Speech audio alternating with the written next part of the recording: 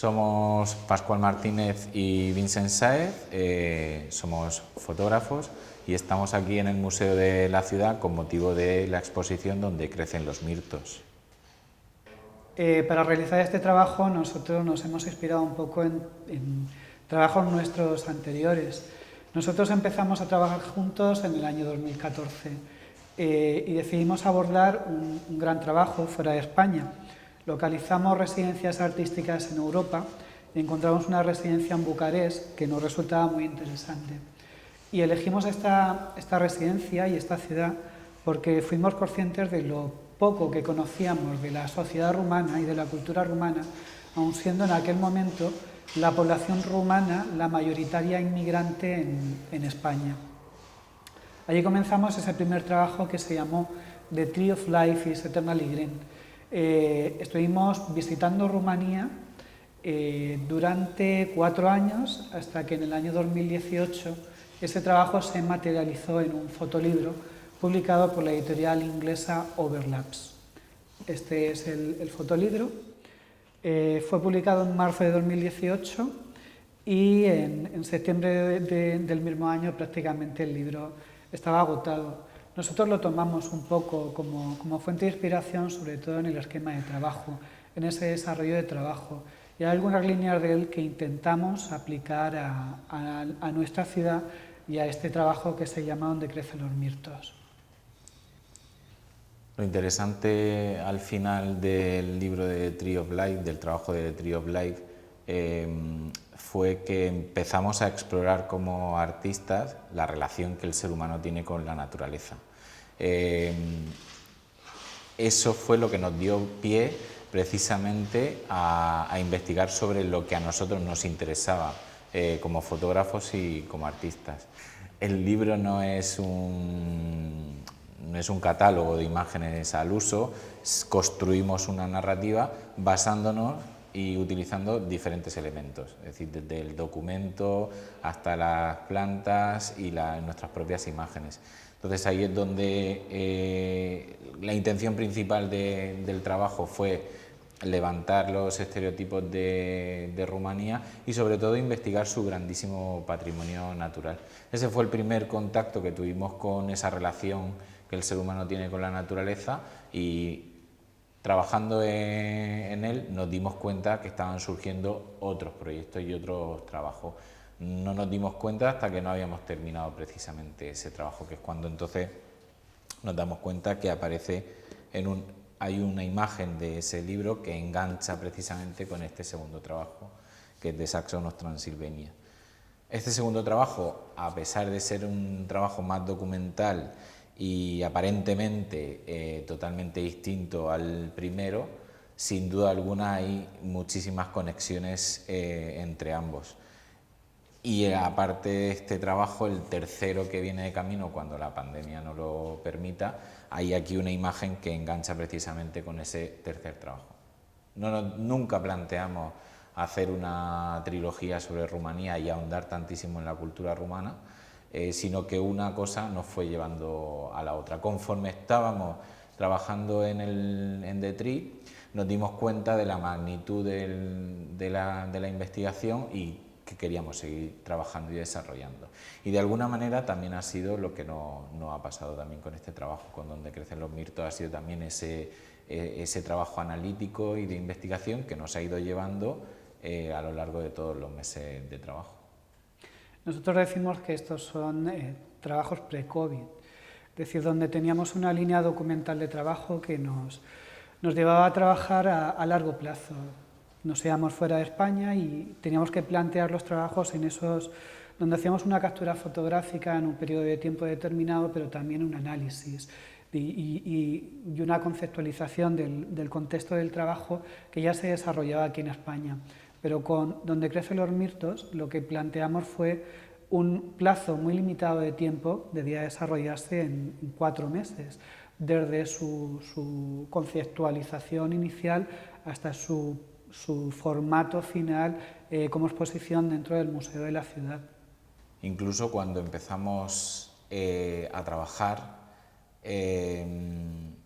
lo primero que hicimos fue aplicar la misma mecánica mecánica entre comillas, porque en esto no hay ninguna mecánica, sino por lo menos nuestra fórmula para poder desarrollar el trabajo. Lo mismo que habíamos hecho en Rumanía, aplicarlo aquí en Murcia. La diferencia fue, claro, está en nuestra ciudad, el lugar donde nace, donde crece, y se supone que todo lo conoces.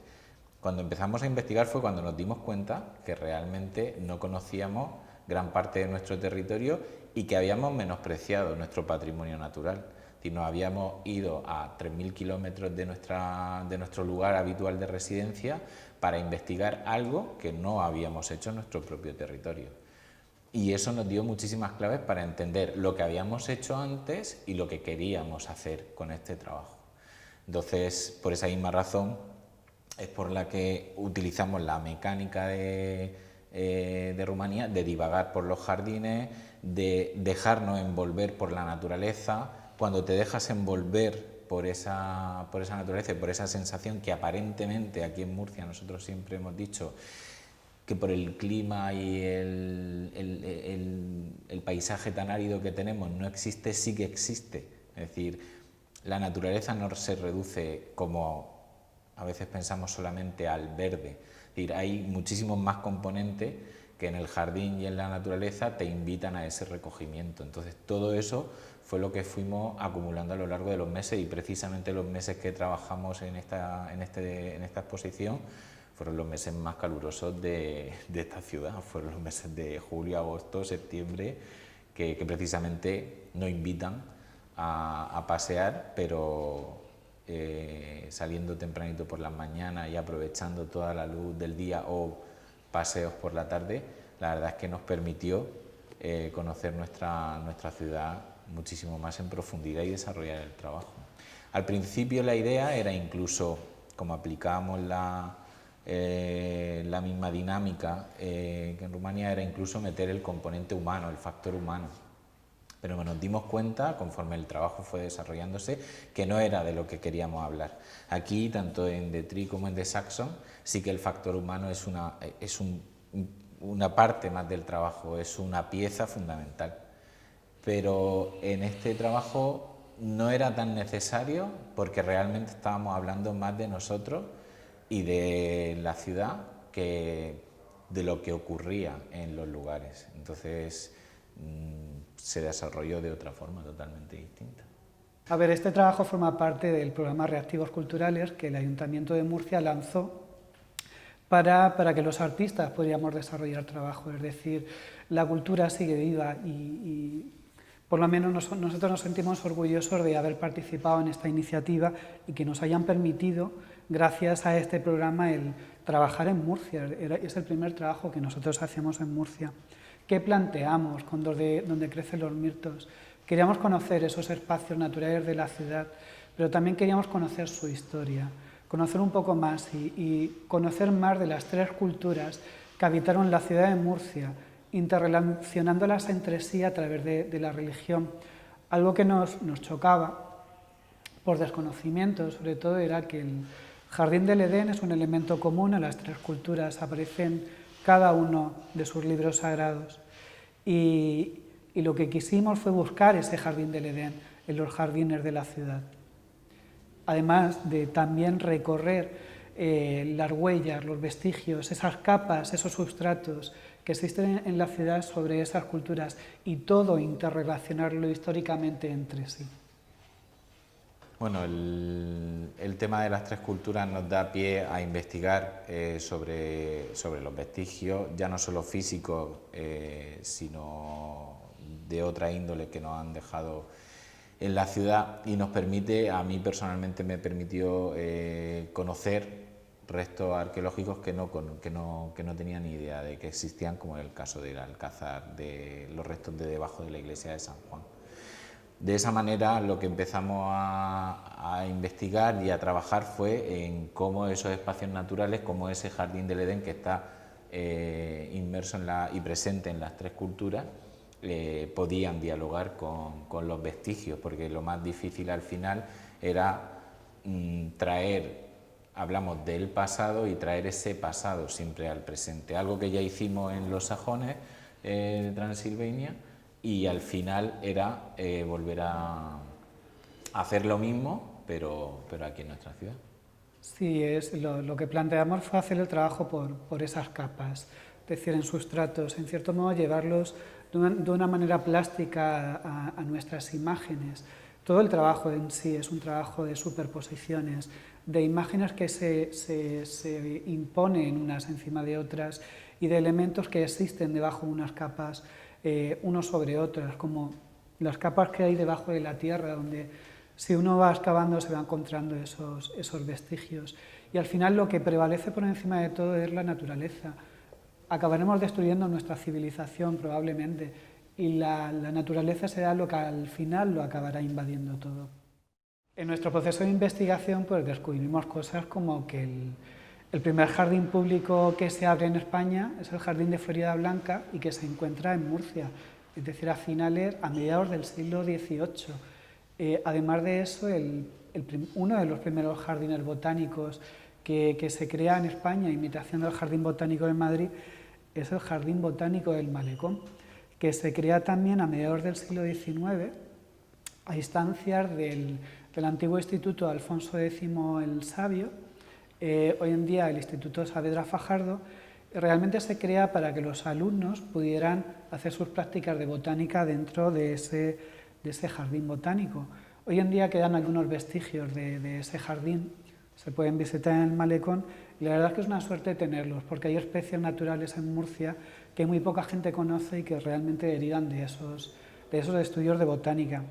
Pero nosotros nos centramos en esa época, en mediados del siglo XVIII, y en nuestros conocimientos como fotógrafos nos referían al trabajo de Anna Atkins. El primer libro de fotografía de la historia es un libro de botánica hecho con la técnica cianotípica y lo hace una mujer inglesa para ilustrar las láminas botánicas que ella hace para su difusión, para sus estudios. En 1843 ella publica este primer fotolibro y nosotros nos hemos inspirado en él también para crear nuestro propio cuaderno botánico de especies que habitan esos parques y jardines de la ciudad de Murcia.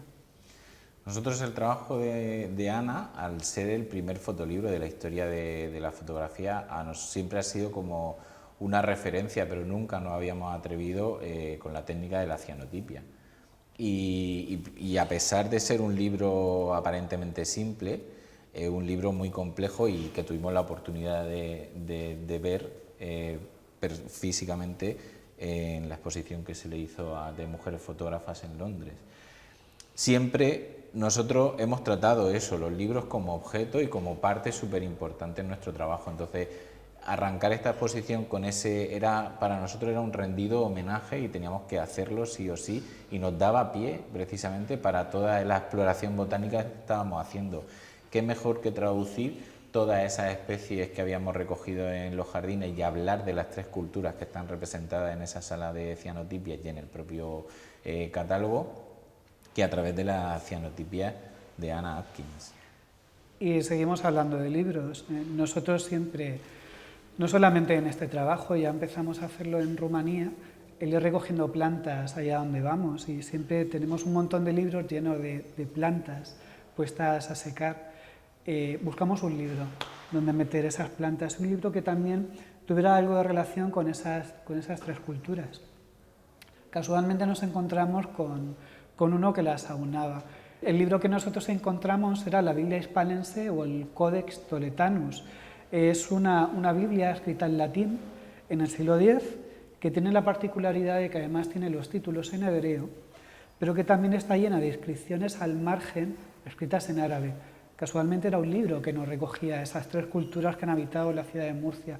Era el libro ideal donde nosotros podíamos meter las plantas que recogíamos a secar. Claro, es un incunable que se encuentra en la Biblioteca Nacional que nosotros no podíamos utilizar, pero plásticamente sí que quisimos utilizarlo. Entonces esas plantas que nosotros habíamos recogido se superponen en imágenes sobre esas páginas del Codex Toletanus. Porque al final lo que hacíamos era lo mismo que hicimos en Detri. Para nosotros es muy importante ese diálogo entre el presente y el pasado. las plantas que nosotros recogíamos en Rumanía dialogaban con las hojas del libro que hablaba sobre el comunismo en Rumanía, que es lo que nosotros utilizábamos como pretexto para tapar ese pasado. Aquí, en este trabajo, lo que hacemos es utilizar las cianotipias de Anna Atkins como el negativo, y el positivo es el Codex Toletanum con la planta encima. No tratamos de tapar nada, sino precisamente de que dialogue lo que es la botánica con las tres culturas, y el libro es que recogía todo lo que necesitábamos. Entonces, por esa misma razón, era como la parte, el negativo de la fotografía, y el positivo sería ese Codex Toletanum con la planta, con lo cual al final nos vino perfecto. Hay algo más, es decir, hay algo que la gente tiene que descubrir al visitar la exposición y fijarse un poco más en esas cianotipias de la sala inicial, que nosotros llamamos la sala azul de Prusia. Debajo de cada una de esas cianotipias, nosotros decidimos situar una página del Codex Toletanus, crear esas capas, esos estratos de los que continuamente hablamos en el trabajo. Las partes blancas permiten ver un poco de ese texto, de esas páginas del Codex. Sí, porque si algo siempre hacemos en todas las exposiciones es precisamente dejar, igual que hacemos en los libros, dejar que el lector o el espectador descubra muchas más cosas que nosotros no le decimos en ese momento.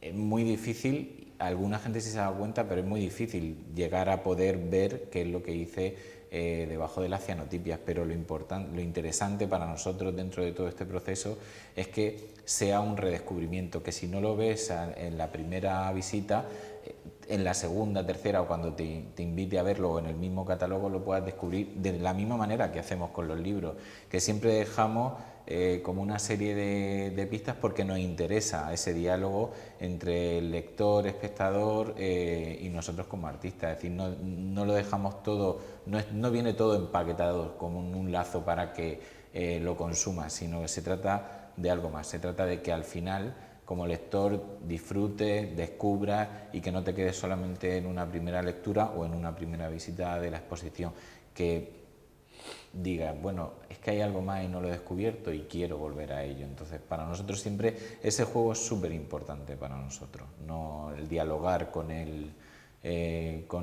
receptor en la distancia. Es decir, no sabemos si alguien lo descubrirá ahora o lo descubrirá cuando haya pasado la exposición, pero en el propio catálogo incluso se puede. Volviendo un poco con el hilo de esos estudios de botánica, del primer fotolibro de la historia, que era un libro de botánica, con nosotros ha colaborado el Instituto Saavedra Fajardo y el Museo Lostau de la Universidad de Murcia. El Instituto Saavedra Fajardo nos ha cedido parte de su colección de botánica, en la que se incluyen algunas semillas, algunos frascos de cristal con semillas, placas de cristal con antiguas diapositivas, e incluso los herbarios que las antiguas alumnas, porque era un instituto femenino, creaban cuando se iban de excursiones, sus excursiones. En este caso nos han cedido dos herbarios de 1956 y 1957 que nosotros hemos registrado, pero que también hemos incluido en las vitrinas para que puedan verse. Y el Museo Lostau de la Universidad de Murcia nos ha cedido dos ejemplares de lo que ellos llaman los modelos de la vida. Son dos modelos de flores que el rector Lostau, primer rector de la Universidad de Murcia, que además era biólogo botánico, él utilizaba en sus clases para enseñar botánica. Son dos ejemplares que tienen más de 100 años, de hecho, creo que cumplen 100 años este mismo año. Son desmontables, son muy frágiles, pero también están muy bien conservados. Pero lo interesante ya no solo son los modelos de la vida, sino que el propio rector, el primer rector de la universidad, era un catedrático botánico, biólogo, con lo cual todas las piezas del puzzle de este trabajo iban encajando, porque si algo tiene este trabajo precisamente, igual que todos los que hemos hecho, es que tenemos que ir encajando varias piezas hasta que nos damos cuenta de que lo tenemos todo. Es decir, si ya nos faltaba como la guinda del pastel, era que la propia universidad comienza con un rector, un catedrático que es botánico biólogo, con lo cual para nosotros, y que utilizaba los maravillosos modelos de la vida para impartir sus clases. La propia fragilidad que tienen estas flores, que a pesar de tener 100 años están intactas, pues es la misma fragilidad que nosotros representamos en esta exposición, y esa fragilidad que tiene la naturaleza y el jardín, y sin duda alguna era otra de las piezas que tenía que estar en la exposición. Todo esto, digamos, que se aúna con esas fotografías que nosotros fuimos haciendo en parques y en jardines de la ciudad de Murcia. Muchos de esos lugares eran desconocidos para nosotros y tomamos la decisión de hacerlo alejándonos un poco de nuestra línea documental de trabajo. Quisimos deconstruir esos espacios, descontextualizarlos. Sí. Queríamos descontextualizarlos y que el espectador de esas imágenes jugara en cierto modo a identificar de dónde estaban esos espacios. No queríamos ser literales en esa documentación. Porque volvemos a lo mismo, es decir, necesitamos ese juego con el receptor para invitarlo a intentar adivinar dónde están esos espacios, e incluso jugar a ver si mucha gente nos preguntaba si todas las fotos están hechas en la ciudad de Murcia, y es increíble. La pregunta a mí me sorprendía, porque esa misma pregunta nos la hicieron en la primera exposición que hicimos en Rumanía sobre The Tree of Life. Hace en el 2014, cuando hicimos la primera exposición de The Tree en Rumanía, una de las primeras preguntas que nos hicieron en la exposición es si todas las imágenes que habíamos hecho estaban hechas en Rumanía, lo cual para nosotros también es muy interesante, porque hemos conseguido descontextualizarnos tanto, es decir, abstraernos tanto, que hacemos que el propio espectador se plantee todas esas cuestiones. Era añadir al final una nueva capa. Es decir, decimos que es un trabajo de capa, es añadir la lectura del espectador como una capa añadida.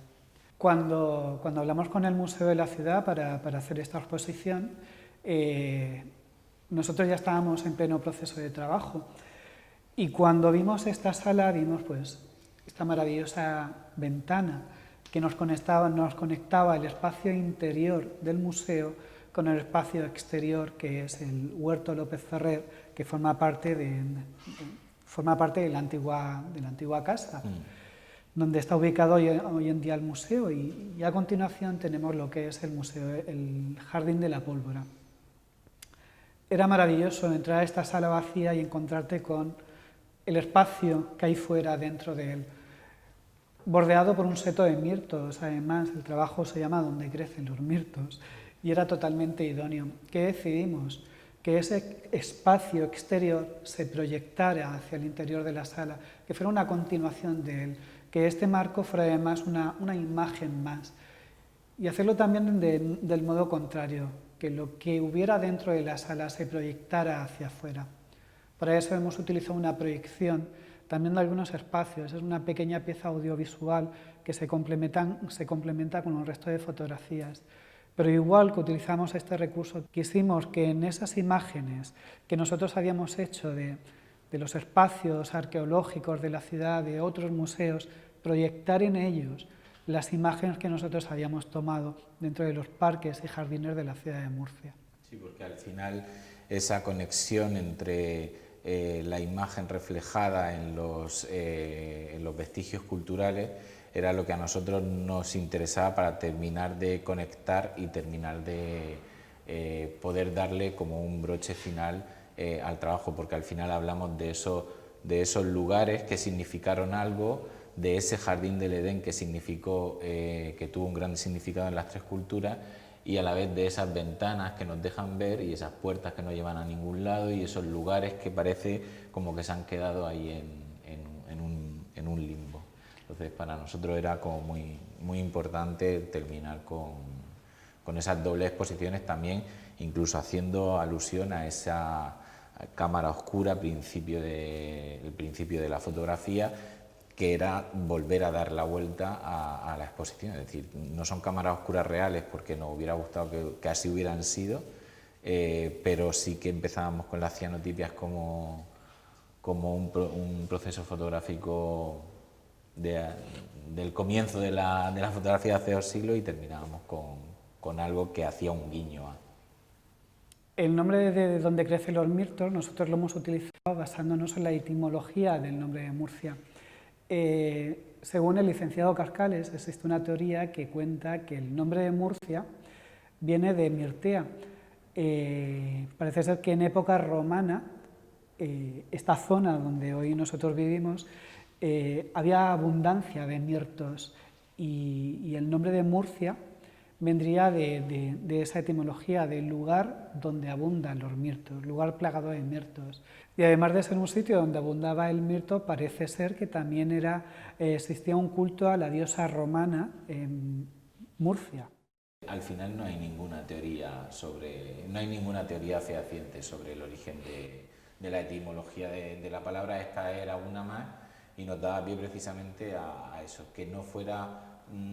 que el título evocaba a ese pasado, a esa etimología de Murcia, al qué es el mirto, que también es algo que nos rodea, pero mucha gente ni siquiera sabe qué es un mirto, y se formula una pregunta en la propia exposición, que es ¿dónde crecen los mirtos? Es decir, realmente ¿dónde crecen esos mirtos? Si crecen en ese exterior o crecen en el interior al final de cada uno, que es como la cita que tenemos en la exposición, que al final si me queda algo de vida, lo que prefiero es que me pille cultivando mi jardín, como entendiendo ese jardín como el propio interior, el propio alma, que es también lo que representa dentro de las 3 culturas el jardín y ese cultivo del alma interior, que es también algo que nos interesaba mucho. Realmente sería el ser un fotógrafo hoy en día, o la mirada que nosotros pretendemos, es decir, lo que nosotros podemos contribuir o aportar, es precisamente el pararse más a observar. Es decir, para nosotros dentro de todo este proceso, la observación junto con la investigación, pero si algo precisamente tiene la investigación es ese proceso arqueológico, pero la observación no significa solamente el detenerse a mirar. Hay muchísimas más cosas dentro de ese observar, y esas cosas que no se ven, esas capas que no se ven, son lo que nosotros pretendemos transmitir en nuestras imágenes, que es al final lo más complicado. Al final lo que decimos es que nosotros queremos contar historias con esas imágenes, creemos que eso es lo complicado, por lo menos lo que nosotros vemos más complicado hoy en día. Hoy se hacen más fotografías que nunca, es mucho más fácil hacer fotografías, pero contar algo con sentido con ellas es lo difícil. Y explorar un jardín y contar más allá de lo que uno ve de manera literal es lo difícil. Y sobre todo huimos de la estética, que aunque nos dicen que nuestro trabajo siempre es muy estético, pero precisamente huimos de la estética, de los cánones de la estética establecidos, por así decirlo. Es decir, porque si no somos la antiestética en la fotografía, pero precisamente sí que intentamos y hacer que no sea todo tan sumamente estético, porque no nos interesa. Es decir, no nos interesa la estética porque sí, que es lo que le pasa, por ejemplo, a los jardines. Los jardines son muy estéticos, pero siempre hay algo que, como que si te paras bien a mirarlo, si te paras bien a observar, es como que descuadra ahí, y siempre... Por eso decimos que nuestra mirada es más de observar. Es complejo de explicar porque al final es una observación mucho más profunda. Y yo personalmente, haciendo este trabajo, me he sentido más en comunión, si se puede decir así, conmigo y con lo que me rodea, más que en otras ocasiones. Y creo que ese nivel de observación hasta el momento no lo había conseguido. Porque sí que en otros trabajos a lo mejor íbamos persiguiendo como un objetivo más concreto, y aquí había un objetivo, pero era mucho más difuso, y ese objetivo al final era más interior, era de comulgar con uno mismo para poder encontrar tu propia voz y poder encontrar tu propia mirada.